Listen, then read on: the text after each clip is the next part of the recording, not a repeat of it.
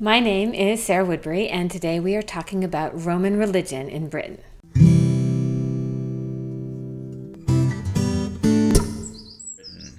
How does Roman religion in Britain differ from that in other parts of Europe? The Roman religion wasn't transplanted whole cloth to Britain, and what it looked like in Britain was not the same as what it looked like in Rome. The reason for this is that the Romans who conquered Britain were almost exclusively male. They were members of the Roman army, and many were not actually Roman by birth. This shaped which gods and goddesses they focused on in their worship. Secondly, as I mentioned in an earlier video, the Celtic religion syncretized to some degree with the Roman, in part because the Romans worked so hard to eliminate the Druids and native religious beliefs. By the end of the 1st century AD, as far as the Romans were concerned, there were no Druids left, and Celtic religious worship was leaderless. For anyone to advance in Roman society, whether British or Roman, he had to show that he followed the basic Roman religious practices. At the same time, it remained acceptable to worship local gods privately as long as they were aligned with the Roman pantheon. For example, archaeologists have found evidence of 17 different manifestations of the worship of Mars, each aligned with a local war god. According to English Heritage, the Romans were largely tolerant of other religions, provided that the conquered populace incorporated the imperial cult into their worship. The Romans sought to equate their own gods with those of the local population.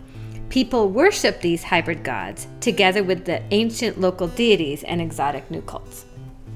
Thus, while believers in the Roman religion in Britain worshipped the standard pantheon of Jupiter, Juno, Minerva, Hercules, and so on, along with the cult of the emperor, underneath Celtic practices remained, such as the focus on sacred wells, horned gods, and goddesses in groups of 3, the existence of which I touched upon last week in regards to the worship of the Glanakai, the Celtic mothers in Glanum.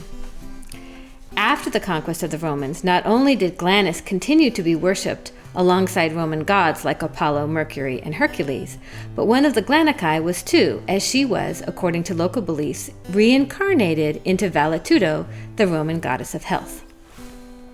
Another example of this syncretization is from Bath, which started out as a sacred well for the Celts, dedicated to the goddess Sul. With the arrival of the Romans, she was transformed into Minerva, and the pool was expanded into an ornamental pond with mineral baths nearby. Minerva and Sul were used interchangeably by worshippers.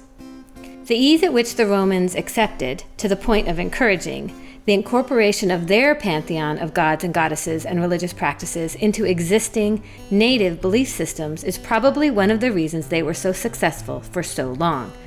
They didn't just conquer lands, they conquered people's hearts and minds as well. Next week, we're going to talk about the cult of Mithras, which was brought to Britain by the Roman legionnaires. Thanks for watching my video. You can click on the playlist or subscribe to my channel to see more. There'll be a new video next week. If you want to check out my books, click on the link to my webpage.